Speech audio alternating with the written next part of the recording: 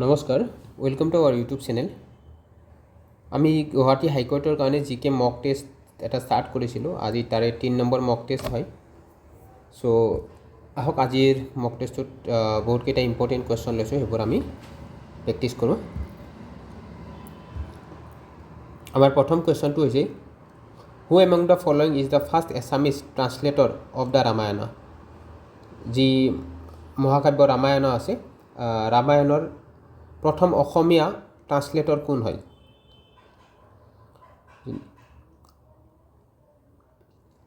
ৰাম সৰস্বতী, মাধৱ কন্দলী, অনন্ত কন্দলী নে শংকৰদেৱ?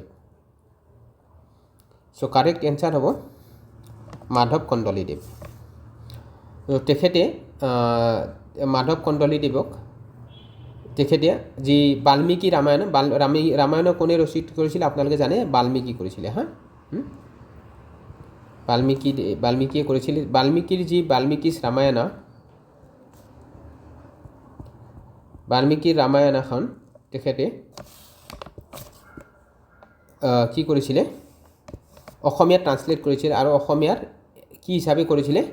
সপ্তকাণ্ড ৰামায়ণ। ঠিক আছে, সপ্তকাণ্ড ৰামায়ণ। ঠিক আছে, সপ্তকাণ্ড ৰামায়ণ। আৰু ৰাম সৰস্বতী দেৱ তেখেতৰ কণ্ট্ৰিবিউশ্যন বহুত আছে আমাৰ অসমীয়া সাহিত্যৰ প্ৰতি। তেখেতক অসমৰ ব্যাস বুলি কৈছিলে। অসম ব্যাস বুলি তেওঁক জনা যায়।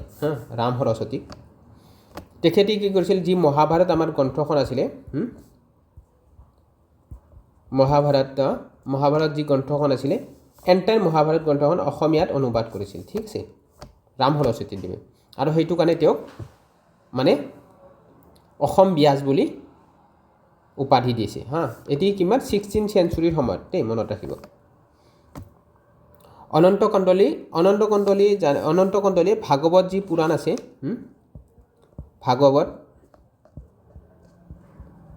ভাগৱত পুৰাণ BATA, এইটো ভাগৱত পুৰাণ আজি আছে, ভাগৱত পুৰাণ এখন। চ' ভাগৱত পুৰাণৰ কিছুমান পাৰ্ট তেওঁ অনন্ত কন্দলীয়ে ট্ৰান্সলেট কৰিছিল অসমীয়ালৈ। অ'কে, মনত ৰাখিব। আৰু শ্ৰীমন্ত শংকৰদেৱৰ বিষয়েটো আপোনালোকে জানেই, সকলোৱে অৱগত। তেখেতে যি 1449 চনত বৰদোৱাৰ আলিপুখুৰীত তেওঁ জন্মগ্ৰহণ কৰিছিল। আৰু ৰিচেণ্টলি আমাৰ শ্ৰীমন্ত শংকৰদেৱ ক্ষেত্ৰ বৰদোৱাত এটা বহুত ধুনীয়াকৈ সাজি উঠাইছে। আমাৰ ৰিচেণ্টলি অমিত শ্বাহ ডাঙৰীয়া আহিছিল, তেখেতে ইনগ্ৰেট কৰিছিল, ৰাইট? তো কোনে কোনে গৈছে বৰদোৱাৰ নতুন সত্ৰলৈ কমেণ্ট কৰিবচোন। আমি শংকৰদেৱৰ বিষয়ে আৰু ডিটেইল এটা কুৱেশ্যন লৈছোঁ, তেখেতৰ বিষয়ে আমি ভালদৰে পঢ়িম আৰু, দেই। কাৰণ তেখেত আমাৰ অসমীয়া জাতিৰ পিতৃ, হয়নে নাই? তেখেত নাথাকিলে আমি অসমীয়া জাতিৰ অস্তিত্ব আজি নাথাকিলেহেঁতেন। নেক্সট কুৱেশ্যনৰ মুভ কৰিছোঁ। Who is the author of the book planter raj to swaraj, freedom struggle and electoral politics in Assam? Author of the book কি হৈছে? Planter raj to Swaraj.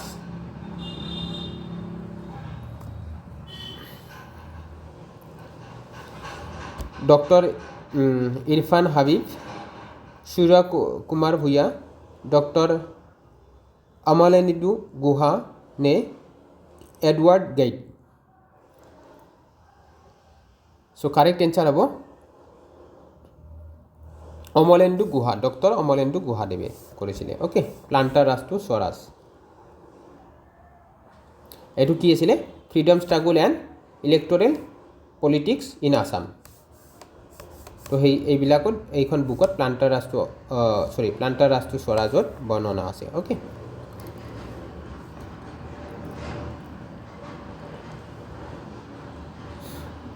আৰু এওঁৰ নামটো আপোনালোকে মনত ৰাখিব। যি এডৱাৰ্ড গেইট আছে, তেখেতে হিষ্টৰী অফ আছাম তেখেতে এখন বুক লিখিছিলে, history of Assam. History of Assam বুলি কেতিয়া কৰিছিলে? 1906 কৰিছিলে, মনত ৰাখিব, দেই।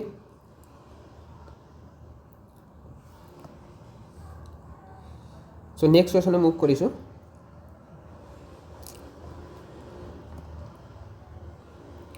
The first dictionary in Assamese was compiled by whom among the following? So Asamiya dictionary কোনে কম্পাইল কৰিছে তলৰ Hemchandra Barua Miles Bronson Nathan Brown নে O' C Cottam so' correct answer হ'ব মাইলছ ব্ৰাউনছনে ডিকশ্যনাৰী মানে অসমীয়া ডিকশ্যনাৰী কম্পাইল কৰিছিলে হা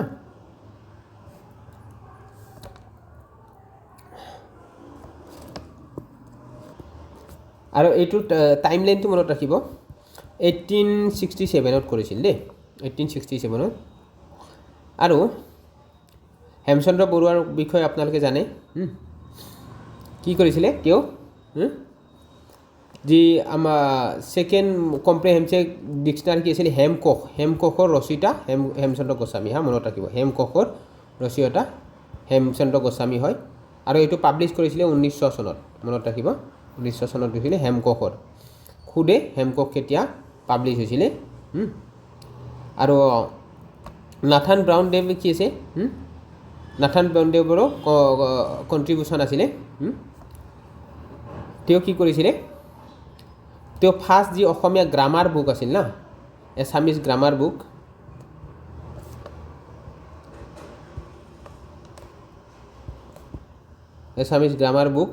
কি আছিলে যি grammatical notes in the Assamese language কেতিয়া কৈছিলে 1848ত কৰিছিলে ঠিক আছে grammatical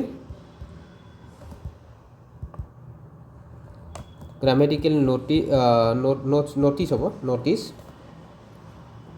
of the Assamese language ঠিক আছে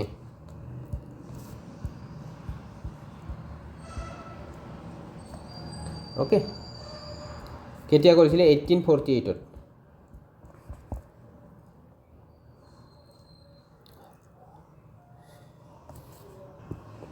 নেক্সট কুৱেশ্যনে মুভ কৰিছোঁ the first novel by Rajanikanta Bordoloi was তো ৰজনীকান্ত বৰদলৈ প্ৰথম নভেল কোনখন নিৰ্মল ভকত মিৰি জীয়ৰী মনমতী নে দন্দুৱা দ্ৰ প্ৰথম নভেল সুধিছে উপন্যাস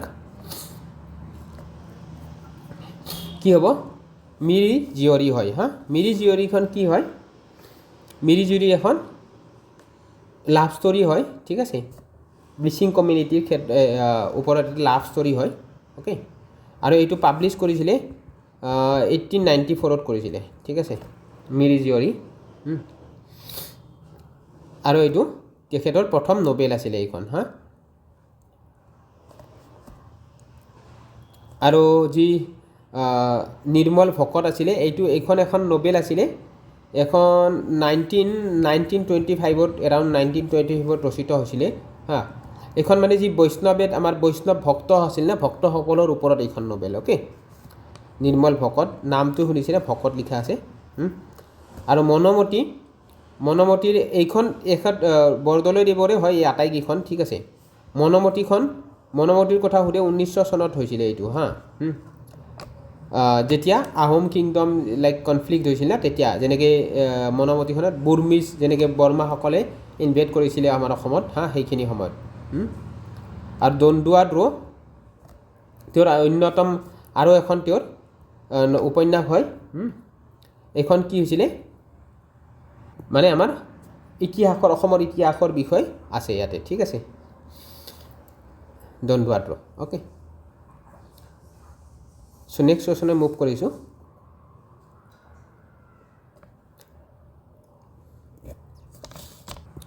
সেইখিনি মানে মই কৈছোঁ ইতিহাস মানে ইতিহাসৰ সময়ত যিখিনি ষ্ট্ৰাগল হৈছিল না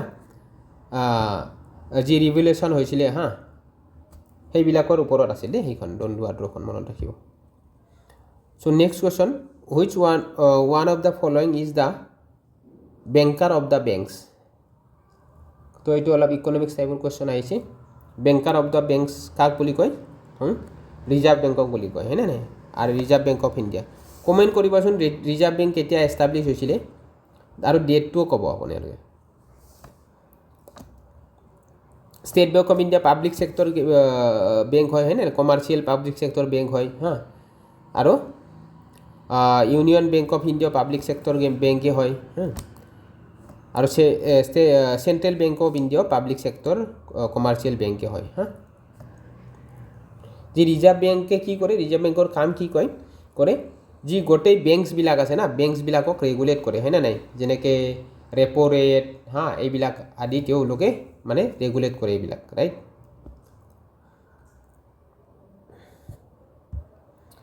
next question the civil disobedience movement lead to signing of the pact singing of the pact in 1931 the pact was signed between Mahatma Gandhi and whom তো যি আইন অমান্য আন্দোলন আছিলে চিভিল ডিছঅবিডিয়েন্ট মুভমেণ্ট আছিলে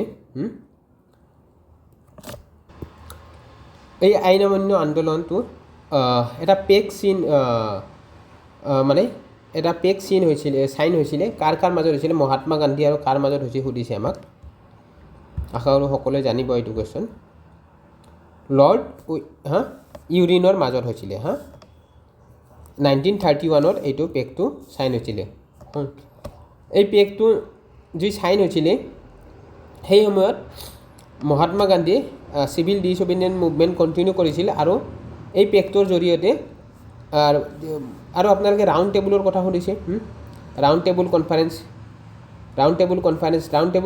1930ত হৈছিলে আৰু 1931ত হৈছিলে আৰু 32ত হৈছিলে হয় নাই তিনিটা 32ত হৈছিলে এই 1930ত না কংগ্ৰেছে INC ইণ্ডিয়ান নেশ্যনেল কংগ্ৰেছে কোনো ইয়াতে ৰাউণ্ড টেবুল কনফাৰেন্স এটেণ্ড কৰা নাছিলে সেইকাৰণে কাৰণ যদি কংগ্ৰেছে সেই সময়ত কি আছিলে ইণ্ডিয়ান নেশ্যনেল কংগ্ৰেছে লিড লৈ আছিলে এই যি আমাৰ ইণ্ডিপেণ্ডেঞ্চৰ তো এওঁলোকেতো এটেণ্ড নকৰিলে কি হ'ব মানে তেওঁলোকৰ কোনো ৰাউণ্ড টেবুল কনফাৰেন্সৰ একো মিনিং নাথাকিব সেইটো কাৰণে ইউৰিনে আৰু গান্ধীয়ে পেক্ট এটা চাইন কৰিলে 1931ত আৰু এই পেক্টৰ জৰিয়তে কি কৰে ইণ্ডিয়ান নেশ্যনেল কংগ্ৰেছক এই ছেকেণ্ড ৰাউণ্ড টেবুল কনফাৰেন্স আছে যি তাতে এটেণ্ড কৰিবৰ কাৰণে মান্তি কৰাই এগ্ৰিমেণ্ট কৰাই আৰু সেই এগ্ৰিমেণ্টত কি হৈছিলে যি সেই সময়ত যি নন ভায়লেণ্ট তেওঁলোকে কি কৰিছিলে যিবিলাক প্ৰিজনাৰ আছিলে নন ভায়লেণ্ট তেওঁলোকে সেই সময়ত বহুতবিলাক যি আমাৰ ফ্ৰীডম ষ্ট্ৰাগুলাৰ আছিলে যিবিলাক ফ্ৰীডম ফাইটাৰ আছিলে তেওঁলোকক মানে বন্দী কৰিছিলে জেল কৰিছিলে সেই জেলৰ সময়ত যিবিলাক নন ভায়লেণ্ট আছিলে তো যিবিলাকে কোনো আৰ্মছ লোৱা নাছিলে তো তেওঁলোকক মানে এই পেক্টৰ জৰিয়তে ৰিলিজ কৰাৰ এগ্ৰিমেণ্ট হৈছিলে আৰু যিবিলাক ভায়লেণ্ট আছিলে তেওঁলোকক ৰিলিজ কৰি দিয়া নাছিলে তাৰ কাৰণে ভগত সিং তেওঁসকলক লাষ্টত 1932ত ফাঁচি দিয়া হয় কাৰণ তেওঁলোকে বম দিছিলে আৰু এইটো অলপ কণ্ট্ৰভাৰ্চিয়েল হয় ইয়াৰ কাৰণে মহাত্মা গান্ধীক বহুতেই ৰেছপনচিবল বুলি মানে বাট সেইটো তেতিয়াৰ সময়ৰ কথা লিখিত আকাৰত সম্পূৰ্ণৰূপে নাই যিহেতু আমি একো এতিয়ালৈকে কনক্লুজনত আহিব পৰা নাই ৰাইট তো আমাৰ এক্সাম প্ৰস্পেক্টিভত আমি এইখিনি ডিটেইল জনা উচিত আৰু তাৰপিছত লৰ্ড কাৰ্জন কি আছিলে লৰ্ড কাৰ্জনে কি কৰিছিলে বেংগল পাৰ্টিশ্যন কৰিছিলে হয় নাই বেংগল পাৰ্টিশ্যন কৰিছিল কেতিয়া 1905ত কৰিছিলে 1905 চনত বেংগল পাৰ্টিশ্যন কৰিছিলে লৰ্ড কাৰ্জনে হয় নাই আৰু লৰ্ড উইলিংটন কি আছিলে লৰ্ড উইলিংটনৰ তেওঁ মানে ছেকেণ্ড সেইখিনি সময়ত না তেওঁ গান্ধী যি চিভিল ডিছঅবিডিয়েন্ট মুভমেণ্ট ৰিটাৰ্ণ হৈছিলে সেইখিনি সময়ত তেওঁ ভাইচৰয় আছিলে ঠিক আছে সেইখিনি সময়ত তেওঁ ভাইচৰয় আছিলে লৰ্ড উইলিংটনে ইমান জনা দৰকাৰ নাই এইটো কৈছে নাই আৰু লৰ্ড মাউণ্ট বেটেন জানে লৰ্ড মাউণ্ট বেটেন কি আছে তেওঁ এজন লাষ্ট ভাইচৰয় হয় লাষ্ট ভাইচৰয় হয় আৰু তেওঁ কি কৰিছিলে যি ইণ্ডিয়া ইণ্ডিপেণ্ডেঞ্চ এক্ট 1937 তেওঁ ইণ্ডিয়ান ইণ্ডিপেণ্ডেঞ্চ এক্ট 1947 নহয় 1947 তেওঁ আনিছিলে লাগু কৰিছিলে আৰু কি কৰিছিলে পাৰ্টিশ্যন অফ ইণ্ডিয়া আৰু পাকিস্তানত তেওঁ লিড লৈছিলে কৰাত Lord Mount বেটেনে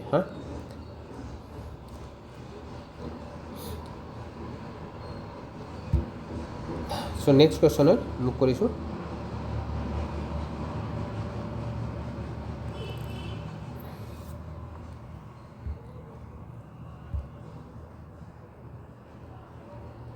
the Red Fort was build by whom Red Fort কাৰ দ্বাৰা নিৰ্মিত আকবৰ জাহাংগীৰ শ্বাহজাহান নে শ্বেৰশ্বাহ ৰেড ফৰ্ট শ্বাহজাহানে নিৰ্মাণ কৰিছিল অ'কে আকবৰ জানে আকবৰে কি কৰিছিলে আগ্ৰা ফৰ্ট বিল্ড কৰিছিলে হা Agra fort Agra fort build কৰিছিলে আৰু কি কৰিছিলে এখন চিটি ফাউণ্ড কৰিছিলে চিটি কি হয় ফাতেপুৰ চিক্ৰী বুলি কুৱেশ্যন আহে হা ফাতেপুৰ চিক্ৰী SI ফাতেপুৰ চিক্ৰী হ'ব হা ফাতেপুৰ চিক্ৰীটো এখন বিল্ড কৰিছিলে চিটি আৰু জাহাংগীৰ কোন হয় যে জানে জাহাংগীৰ কোন হয় আকবৰৰ পুত্ৰ হয় আকবৰৰ চন হয় ঠিক আছে জাহাংগীৰ ঠিক আছে আৰু নেক্সট শ্বাহজাহানটো আপুনি জানে শ্বাহজাহানে কি কৰিছিলে মমতাজ তাজমহল বিল্ড কৰিছিল হয় নে নাই আৰু কি কৰিছিলে শ্বেৰশ্বাহ চুৰী কোন আছিলে শ্বেৰশ্বাহ চুৰী তেওঁ চুৰী ডাইনেষ্টি ফাউণ্ড কৰিছিলে ফাউণ্ডাৰ অফ চুৰী ডাইনেষ্টি আৰু এই যি মোগল যি হুমায়ুন আছিল না হুমায়ুনক তেওঁ মানে যি তেওঁ দিল্লীত শাসন কৰিছিলে তাৰ পৰা শ্বেৰশ্বাহ চুৰীয়ে কি কৰিছিলে খেদিছিলে হা তেওঁ এজন আফগান আছিলে আৰু তেওঁ হুমায়ুনক মানে দিল্লীৰ পৰা তেওঁ স্থানচ্যুত কৰিছিলে তাৰপিছত হুমায়ুনৰ শ্বেৰশ্বাহ চুৰীৰ মৃত্যুৰ পিছত হুমায়ুন আকৌ দিল্লীলৈ উভতি আহি তাৰপিছত হুমায়ুনৰ পিছত আকবৰ আহে হয়নে নাই এনেকৈ তাৰপিছত মোগল সাম্ৰাজ্য চলে আৰু এইৰ নামত আৰু এটা মন কৰিব লগা কথা আছে গ্ৰেণ্ড ট্ৰাং ৰোড যি আছে গ্ৰেণ্ড ট্ৰাং ৰোড শ্বেৰশ্বাহ চুৰীৰ নামতে আছে ঠিক আছে মনত ৰাখিব হা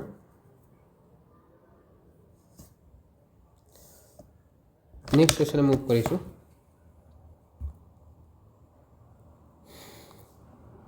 Which one of the following began with the Dandi March? তলৰ কোনটো ডাণ্ডি মাৰ্চৰ সৈতে আৰম্ভ হৈছিলে home rule movement non cooperation movement quit India movement নে চিভিল ডিছঅবিডিয়েঞ্চ মুভমেণ্ট ডাণ্ডি মাৰ্চৰ সৈতে কোনটো হৈছিলে ডাণ্ডি মাৰ্চ কেতিয়া হৈছিলে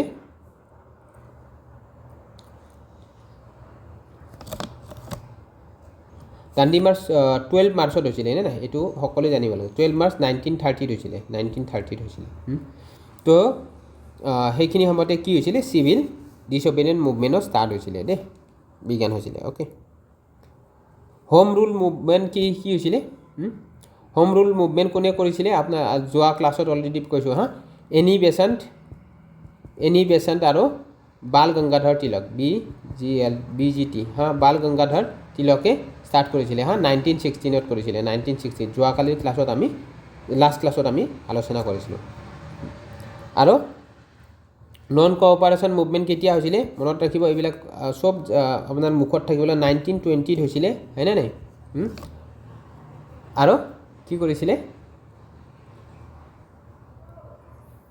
20ত হৈছিলে কিন্তু যোৱাকালি আৰু এটা পাইছোঁ যি অসহযোগ আন্দোলন নন কোঅপাৰেশ্যন মুভমেণ্ট 1920 ষ্টাৰ্ট হৈছিলে কিন্তু 1922ত ইয়াক ষ্টপ কৰা হৈছিলে বিকজ অফ কি হৈছিলে যোৱাকালি পাইছিলোঁ যি চৌৰি চৌৰা ইনচিডেণ্ট হৈছিল নে উত্তৰ প্ৰদেশত চৌৰি চৌৰা ইনচিডেণ্ট 1922ত হৈছিলে ফেব্ৰুৱাৰী মাহত তেতিয়া যি এটা UPত এখন পুলিচ চকী জ্বলাই দিছিলে আমাৰ প্ৰটেষ্টাৰসকলে ভায়লেণ্ট হৈ কিনে তো তেতিয়া গান্ধীজীয়ে নন কোঅপাৰেশ্যন মুভমেণ্ট ত্যাগ কৰিছিলে আৰু এতিয়াকে হিমালয়ান ব্লাণ্ডাৰ বুলি কৈছিলে হয়নে নাই আমি যোৱাকালি পাইছোঁ এইবোৰ চিভিল ডিছঅবিডিয়েণ্ট মুভমেণ্ট ডাণ্ডি মাৰ্চৰ সৈতে বা ডাণ্ডি মাৰ্চক কি বুলি কয় চল্ট মাৰ্চ বুলিও জনা যায় হয়নে আৰু মাৰ্চ 1930 ষ্টাৰ্ট হৈছিলে এইটো দেই।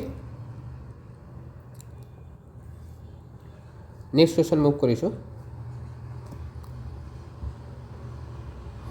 Who put an end to the system of dual government in Bengal?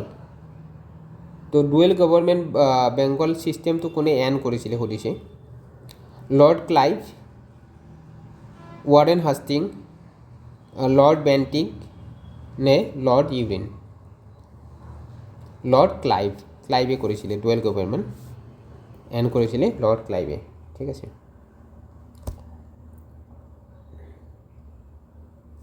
আৰু এইটো যি ইণ্ট্ৰডিউচটো কোনে কৰিছিলে? ইণ্ট্ৰডিউচটো কৰিছিলে ৰবাৰ্ট ক্লাইভে কৰিছিলে। হা,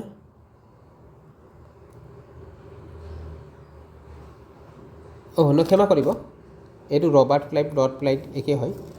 মই মাইণ্ডটো ক'ত গৈছে গম পোৱা নাই, ক্ষমা কৰোঁ। ৰবাৰ্ট ক্লাইভ তো লৰ্ড ক্লাইভ একে হয়। ইয়াত লৰ্ড ইহঁতে মানে ব্ৰিটিছাৰসকলে কি কৰে, লৰ্ড দি দিয়ে না নিজৰ নামৰ আগত, মই সেইটো কাৰণে কনফিউজ। তো ৰবাৰ্ট ক্লাইভ লৰ্ড ক্লাইভটো একে হয়। তো dual government, yes, dual government Warren হাষ্টিঙে এণ্ড কৰিছিলে। ৱাৰেন হাষ্টিঙে এণ্ড কৰিছিলে। তাৰপিছত ডুৱেল গভৰ্ণমেণ্ট ৰবাৰ্ট ক্লাইভে ইণ্ট্ৰডিউচে কৰিছিলে। হা, এইটো মনত ৰাখিব। মই এন আৰু ইণ্ট্ৰডিউচত আৰু ক্লাইভত কনফিউজ হৈছিলোঁ। তো ৰবাৰ্ট ক্লাইভে, তাক যাক লৰ্ড ক্লাইভ বুলি কয়, তেওঁ কি কৰিছিলে? ইণ্ট্ৰডিউচে কৰিছিলে। ইণ্ট্ৰডিউচ কেতিয়া কৰিছিলে? যি 1965 কি হৈছিলে, বক্সাৰ যুদ্ধৰ পিছত, হয় না নাই? 1964 বক্সাৰ যুদ্ধ হৈছিলে। চৰি, 1764 বক্সাৰ যুদ্ধ হৈছিলে, ৰাইট? সেই বক্সাৰ যুদ্ধৰ পিছত যেতিয়া বক্সাৰ যুদ্ধ জয়ী হোৱাৰ পিছত কি কৰিছিলে? ৰবাৰ্ট ক্লাইভে কি কৰিছিলে? বেংগল, বিহাৰ, উৰিষ্যা এই তিনিখন প্ৰভিন্সত মানে দিৱানী ৰাইটছ লৈছিলে। হা, আৰু ডুৱেল গভৰ্ণমেণ্ট তেওঁ ইণ্ট্ৰডিউচ কৰিছিলে বেংগলত, ৰাইট? আৰু এইটো কোনে কৰিছিলে? ৱাৰেন হাষ্টিঙে ইয়াক এণ্ড কৰিছিলে। ষ্টাৰ্ট ৰবাৰ্ট ক্লাইভে কৰিছিলে, ৱাৰেন হাষ্টিঙে এণ্ড কৰিছিলে। এণ্ড কি কৰিছিলে? তেওঁ কি কৰিছিলে? আৰু Warren Hasting first governor general of Bengal আছিলে। হা, মনত ৰাখিব, গভৰ্ণৰ জেনেৰেল অফ বেংগল। ঠিক আছে, বেংগল আছিলে। আৰু এইটো এবলিছ কৰিছিলে। ডুৱেল ছিষ্টেম কেতিয়া কৰিছিলে? 1772 এও এবলিছ কৰিছিলে। ঠিক আছে।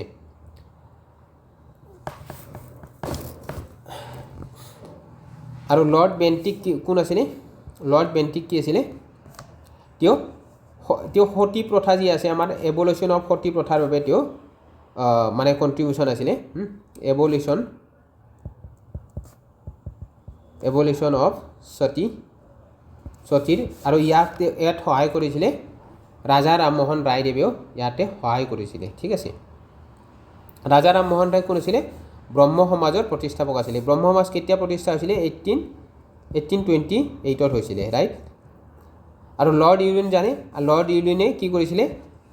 গান্ধী ইউৰিন পেক চাইন কৰিছিলে কেতিয়া? অলপ আগতে হৈছিলে 1931, হয়নে? 1931 ছেকেণ্ড ৰাউণ্ড টেবল কনফাৰেন্সত যোগদান কৰে গান্ধী ইউৰিন পেক চাইন কৰিছিলে। নেক্সট কুৱেশ্যন মুভ কৰিছোঁ। The East India Company was established on 31st December 1600 as per Royal Charter issued by. তো ইষ্ট ইণ্ডিয়া কোম্পানী 31 ডিচেম্বৰত ষ্টাৰ্ট হৈছিলে, এষ্টাব্লিছ হৈছিলে যি 1600 চনত। তো কাৰ ৰয়েল চাৰ্টাৰ লৈছিলে? Victoria, queen Elizabeth I, Henry VII নে ব্ৰিটিছ পাৰ্লিয়ামেণ্ট? তো কাৰ হয়? কুইন এলিজাবেথ Iৰ পৰা তেওঁলোকে কি পাইছিলে? চাৰ্টাৰ লাভ কৰিছিলে। অ'কে। আৰু কি হৈছিলে? তেওঁলোকে যি আমাৰ ইষ্টত বেপাৰ বাণিজ্য কৰাৰ কাৰণে তেওঁলোকে যি কুইন এলিজাবেথৰ পৰা চাৰ্টাৰ লাভ কৰিছিলে। অ'কে। নেক্সট কুৱেশ্যনে মুভ কৰিছোঁ। কেতিয়া আহে? 1600। তাৰপিছত ইষ্ট ইণ্ডিয়া কোম্পানী কি? তাৰপিছত জাহাংগীৰৰ কোৰ্টত যায়, হয়নে? জাহাংগীৰৰ কোৰ্টত যাই পিনে চুৰটত কি কৰে? তেওঁলোকে প্ৰথম ফেক্টৰী এষ্টাব্লিছ কৰে। সেইখিনি সময়ত পৰ্তুগীজসকলো আছিলে। পৰ্তুগীজসকলৰ পিছত লগত তেওঁলোকৰ মতানৈক্য হয়। তাৰপিছত যুদ্ধত হৰুৱাৰ পিছত তেওঁলোকে স্থায়ীভাৱে চুৰটত এটা এইটো বাণিজ্যিক কেন্দ্ৰ স্থাপন কৰে, ফেক্টৰী স্থাপন কৰে। তাৰপিছত লাহে লাহে যেতিয়া পানীপথৰ বেটেল অফ প্লাচি হ'ল, বেটেল অফ পলাচীৰ যুদ্ধ আপোনালোকে জানে, তাৰপিছত পলাচীৰ যুদ্ধৰ পিছত পলাচীৰ যুদ্ধ কেতিয়া হৈছিল 1757 হৈছিল হয়নে নাই, তাৰে ঠিক 10 বছৰ পিছত প্ৰায় 9 ইয়াৰ পিছত 1764 বেটেল অফ বক্সাৰ হয়। বেটেল অফ বক্সাৰত তেতিয়া তেওঁলোকে দিৱানী ৰাইটছ লৈ লয়। যি 1760 তাৰপিছত 1765 পৰা তেওঁলোকে এনেকৈ আৰু ডাইৰেক্ট আৰু শাসন কৰিবই লয় লাহে লাহে আৰু গোটেইবিলাক প্ৰভিন্সত, ৰাইট।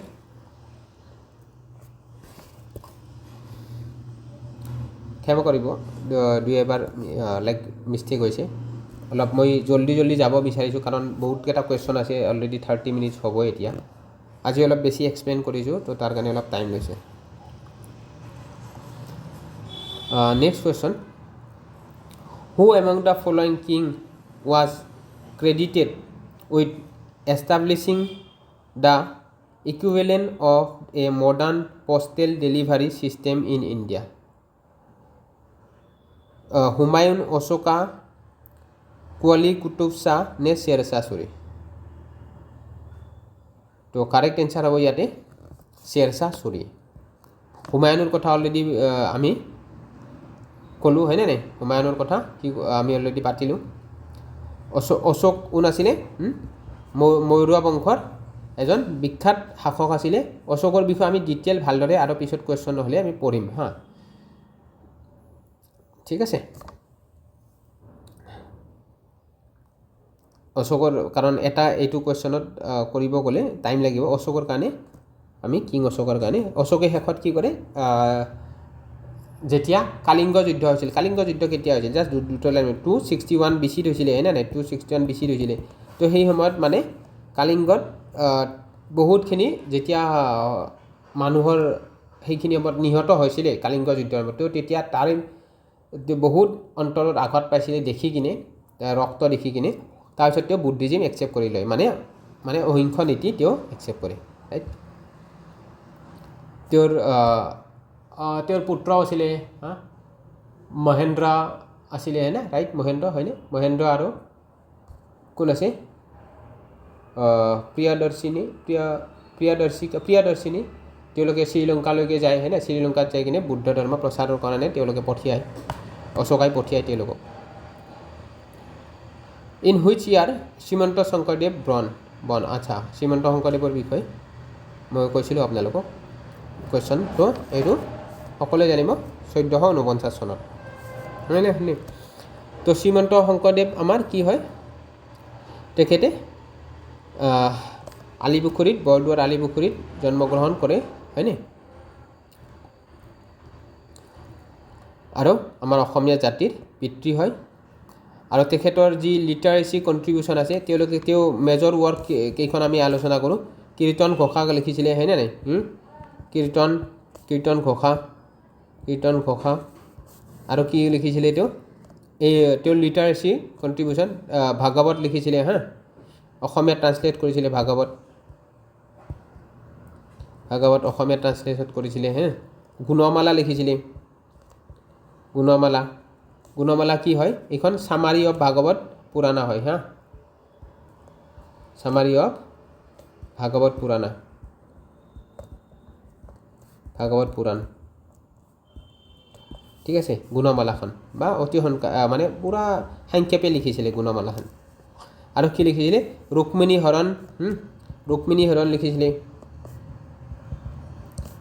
হৰণ লিখিছিলে। তাৰপিছত আৰু কি আছিলে? হৰিচন্দ্ৰ উপাখ্যান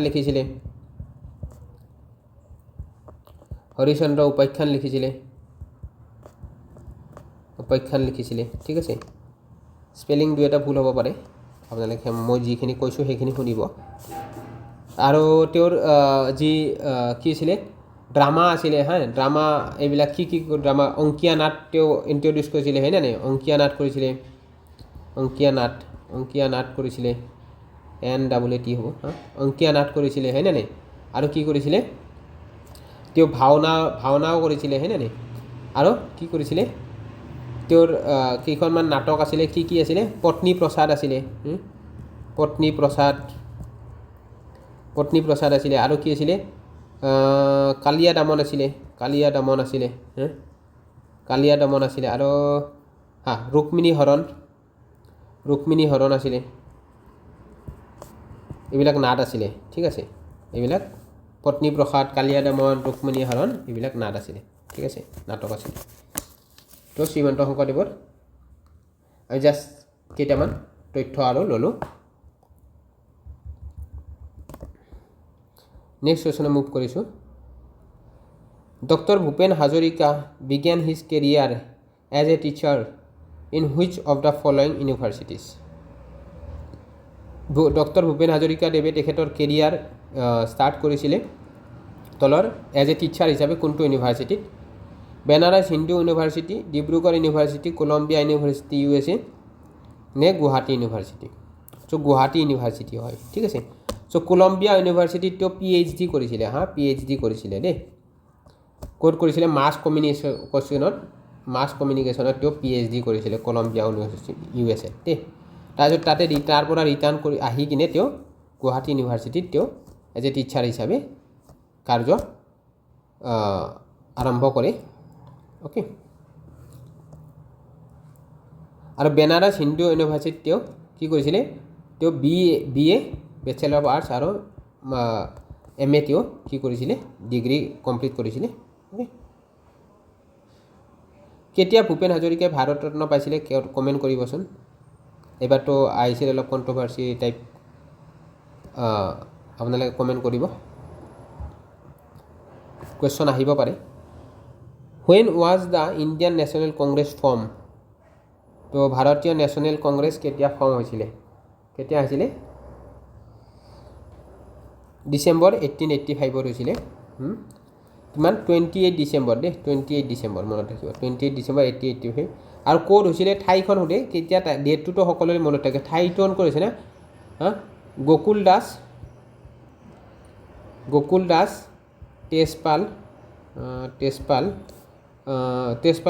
সংস্কৃত কলেজ আছিল ৰাইট সংস্কৃত কলেজ স্পেলিং হয়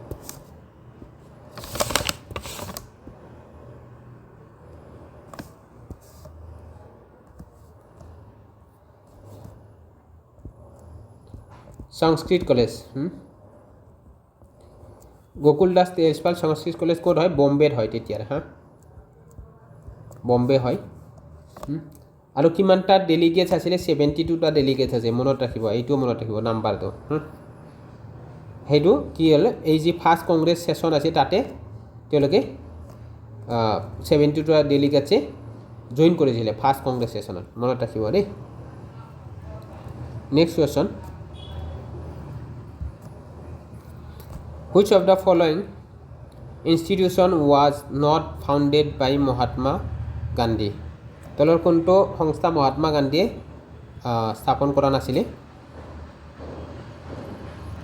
সাবৰমতী আশ্ৰম সেৱাগ্ৰাম আশ্ৰম বিশ্বভাৰতী নে ফনিক্স আশ্ৰম তো নাছিলে সুধিছে বিশ্বভাৰতী তেওঁ কৰা নাছিলে বিশ্বভাৰতী কোনে কৰিছিলে ৰবীন্দ্ৰনাথ টেগোৰে কৰিছিলে দেই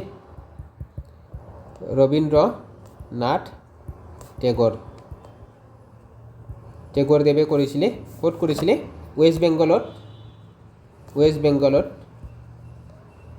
ৱেষ্ট বেংগল যি শান্তি নিকেতন আছে তাতে অ'কে শান্তি নিকেতনত তেওঁ বিশ্বভাৰতী সংস্থা স্থাপন কৰিছিলে কেতিয়া কৰিছিল টাইম ডেটটো মনত ৰাখিব 1921ত কৰিছিলে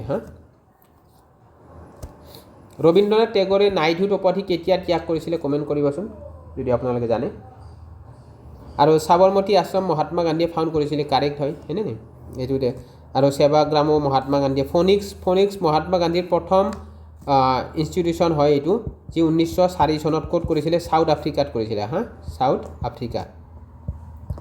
আফ্ৰিকাত স্থাপন কৰিছিলে তেওঁ এইটো ফাৰ্ষ্ট আশ্ৰম হয় এইটো মনত ৰাখিব ফনিক্স মহাত্মা গান্ধীৰ ফাৰ্ষ্ট আশ্ৰম সুধিব পাৰে 1904 চনতে চাউথ তেওঁ 1915 চনত উভতি আহে হয়নে নাই আৰু সাবৰমতী আশ্ৰম ক'ত আছে এতিয়া বৰ্তমান গুজৰাটত আছে হয়নে নাই এহমেদাবাদত আছে গুজৰাট হয়নে নাই গুজৰাটত আছে ঠিক আছে গুজৰাট এহমেদাবাদত আছে Sabarmati so' next question move কৰিছোঁ swaraj as a national demand was first made by who among the following. তো স্বৰাজ যি নেশ্যনেল ডিমাণ্ড এইটো কোনে তলৰ কোনে প্ৰথমতে কৈছিলে বা মানে শ্লোগান দিছিলে প্ৰথমতে একদম প্ৰথমে আপুনি বাল গংগাধৰ তিলকেতো কৈছিলে Swaraj is my birth right I shell have it, হয়নে নাই? তো প্ৰথম কোনে এই শব্দটো উত্থাপন কৰিছিলে? দাদাভাই নৌৰোজী, যাক দাদাভাই নৌৰোজীক কি বুলি কয়? গ্ৰেণ্ড অল্ড মেন বুলি কয়, হয়নে নাই দাদাভাই নৌৰোজীক। আৰু গ্ৰেণ্ড অল্ড লেডি যোৱাকালি আমি ক্লাছত পাইছিলোঁ, কাক কয়? গ্ৰেণ্ড অল্ড লেডি বুলি কাক কয় কমেণ্ট কৰিবচোন, যোৱাকালি আমি ক্লাছত পাইছোঁ। তো দাদাভাই নৌৰোজীয়ে স্বৰাজ শব্দটো প্ৰথম ক'ত কৰিছিলে? 1906 চনত কলকাতা ছেশ্যনত, ঠিক আছে, কলকাতা ছেশ্যনত কৰিছিলে 1906 চনত, মনত ৰাখিব দেই। দাদাভাই নৌৰোজীয়ে প্ৰথম উত্থাপন কৰিছিল স্বৰাজৰ কথা। বাল গংগাধৰ তিলকে কৈছিলে হয়নে Swaraj is my birth right I shell have it, এইটো শ্লোগান দিছিলে বাল গংগাধৰ তিলকে। বাল গংগাধৰ তিলকে অলৰেডি আমি অলপ আগতে পঢ়িছিলোঁ, হোম ৰুল লীগ স্থাপন কৰিছিলে হয়নে নাই? এনিবেশ্যন বাল গংগাধৰ তিলক 1916 চনত কৰিছিলে। জৱাহৰলাল নেহৰুৱে এটা দিছিলে স্বৰাজৰ, তেওঁ পূৰ্ণ স্বৰাজ দিছিলে, নট ছিংগল স্বৰাজ, পূৰ্ণ স্বৰাজ মানে কি হয়?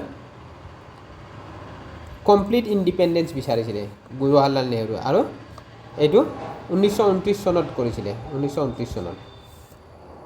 CR দাস কোন আছিলে? চিত্তৰঞ্জন দাস, আমি যি পাইছিলোঁ চিত্তৰঞ্জন দাসে যি স্বৰাজ পাৰ্টি আছে না,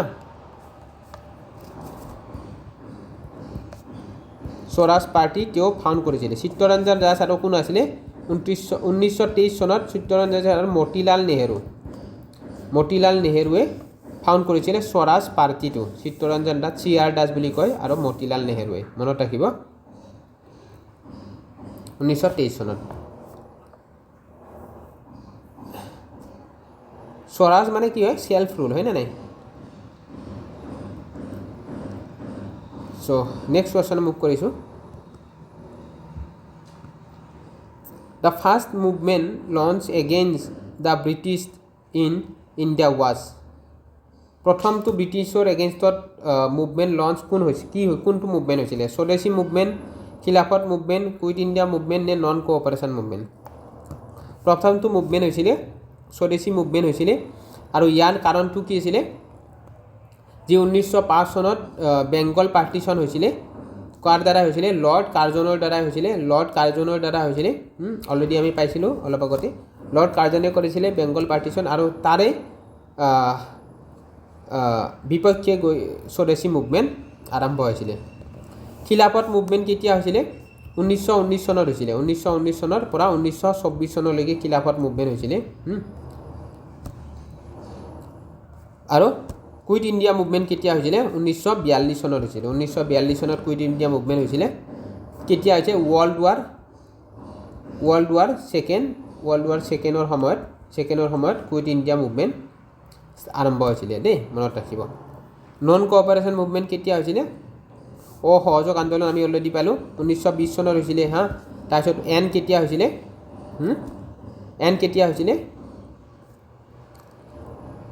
1922 চনত হৈছিলে, অলপ চৌৰি চৌৰা কাণ্ডৰ পিছত নন কোঅপাৰেশ্যন মুভমেণ্ট এন হৈছিলে।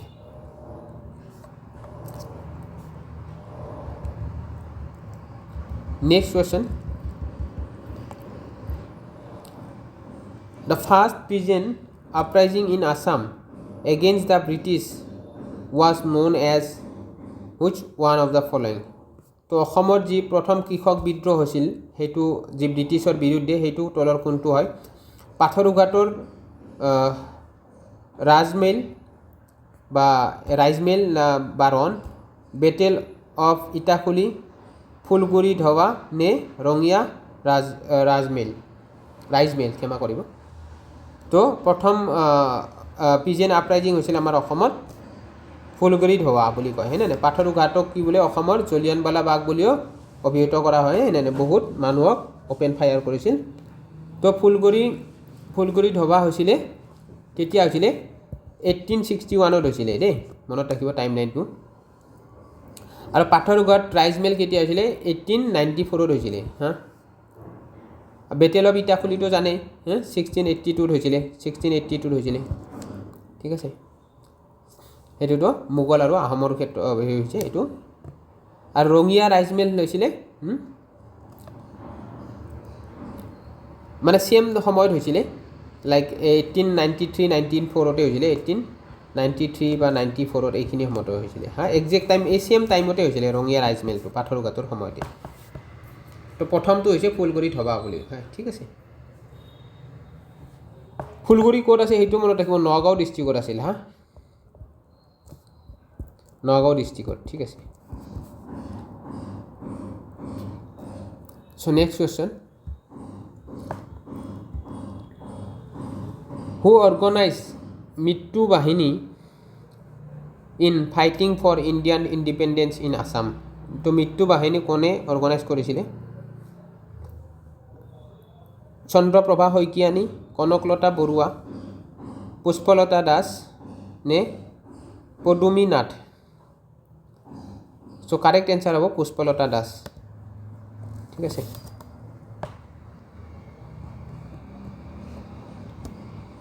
তেওঁ কি কৰিছিলে মৃত্যু বাহিনী আৰু শান্তি বাহিনী এই দুটা তেওঁ কৰিছিলে ঠিক আছে আৰু কেতিয়া কৰিছিলে 1942 চনত 1942 যি কুইট ইণ্ডিয়া মুভমেণ্ট হৈছিলে কুইট ইণ্ডিয়া মুভমেণ্টৰ সময়ত মনত ৰাখিব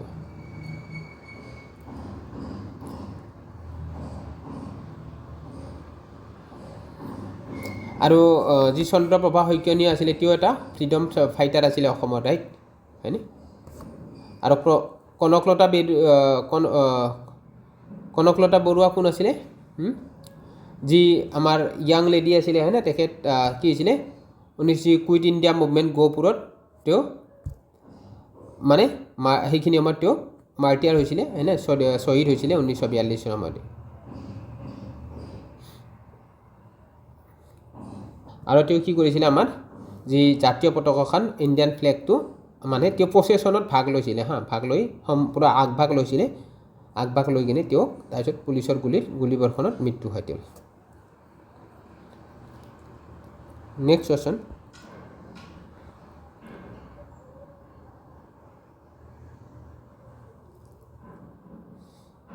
during which period Yogini Tantra was written কোনটো সময়ত য়োগিনী তন্ত্ৰ লিখা হৈছিলে 11th century 5th century 10th century নে 14th century so correct answer হ'ব 11th century 10th 11th century হয় ঠিক আছে 10 11th century মনত ৰাখিব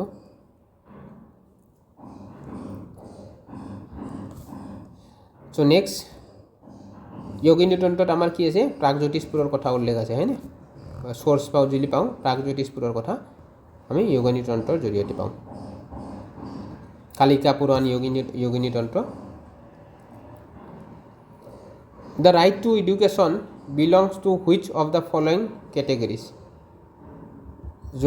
যি শিক্ষাৰ অধিকাৰ তলৰ কোনটো কেটেগৰীত বিলং কৰে directive principles fundamental rights fundamental duties নে লিগেল ৰাইটছ চ' কাৰেক্ট এনচাৰ হ'ব ফাণ্ডামেণ্টেল ৰাইটছ কেতিয়া ইয়াক আগতে directive principal of state policies আছিলে বাট যি 86 কনষ্টিটিউশ্যন এমেণ্ডমেণ্ট এক্ট আছে 86 কনষ্টিটিউশ্যন এমেণ্ডমেণ্ট এক্টৰ জৰিয়তে 2002 চনত ইয়াক এটা আৰ্টিকল নাম্বাৰ 21A এটা মৌলিক অধিকাৰ হিচাপে ইয়াক সন্নিৱিষ্ট কৰা হয় অ'কে মনত ৰাখিব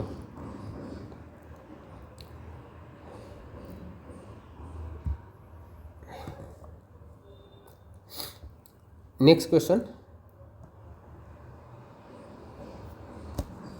আমি অলৰেডি লিগেল ৰাইটছ ডাইৰেক্টিভ প্ৰিন্সিপালৰ বিষয়ে আমি পিছত এটা কুৱেশ্যন আহিলে পঢ়িম এতিয়া নপঢ়োঁ লেট হৈ যাব বহুত প্ৰায় 1 ঘণ্টা হ'ব হৈছে নেক্সট কুৱেশ্যন মুভ কৰিছোঁ through which constitution amendment act reservation of students belonging to SC ST OBC in admission to private united educational institution is provided 92nd 2003 93rd, 2005 94, 2006 95th, 2009. So correct answer হব 93rd 2005. Okay. কারণ ST recently এটা supreme কোৰ্টৰ judgement আহিছে reservation লৈ, তো কুৱেশ্যনটো important হয়, মনত ৰাখিব। Which is the, আমাৰ এতিয়া কম্পিউটাৰৰ কুৱেশ্যন আহিলে 22 নম্বৰৰ পৰা। আজি 4টা কুৱেশ্যন লৈছোঁ।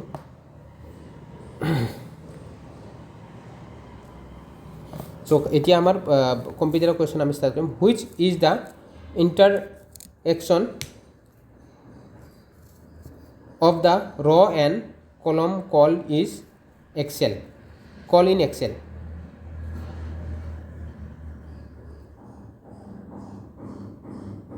So raw আৰু কলমৰ যি ইণ্টাৰছেকশ্যন আছে সেইটোক এক্সেলত কোনটো হয়? বক্স বুলি কয়, টেবুল বুলি কয় নে ৰেঞ্জ বুলি কয়?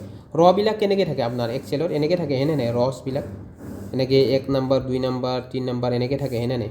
আৰু কলমবিলাক কেনেকৈ থাকে? কলমবিলাক কেনেকৈ থাকে?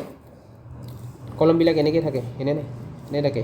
কি হয়? A1 বুলি থাকে, B1 বুলি থাকে হেনে, B2 বুলি থাকে বা এনেকৈ থাকে, ৰাইট? তো এই যোনটো ইণ্টাৰছেকশ্যন হয় এইটোক চেল বুলি কয়, ৰাইট? এইটোক চেল বুলি, ইয়াতে আপুনি কিবা ডাটা ABCD পুট কৰিলে এইটো চেল বুলি ক'ব। তো ইয়াক আমাৰ ইণ্টাৰছেকশ্যনটো সুধিছে, ইণ্টাৰছেকশ্যনটো ৰ আৰু কলমক চেল বুলি ক'ব। Okay.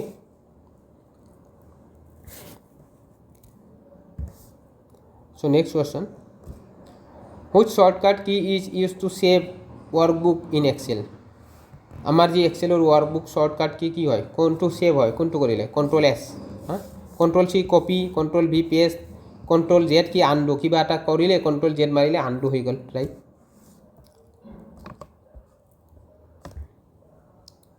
Next question, what is the default file extension of MS Excel 2016? File extension সুধিছে MS এক্সেলৰ, কি হয়? .XSLSX হয়, হয় না? এইটো হয়। আৰু ডক্সৰ যি আপোনাৰ ৱৰ্ড হয় না, MS ৱৰ্ড, তাতে ডক্স আহে হয় নাই? আৰু যি প্ৰেজেণ্টেশ্যন হয় PPT, মই যেনেকৈ আপোনাক PPT কৰি আছোঁ, এইটো PPTX হয়, হয় নাই?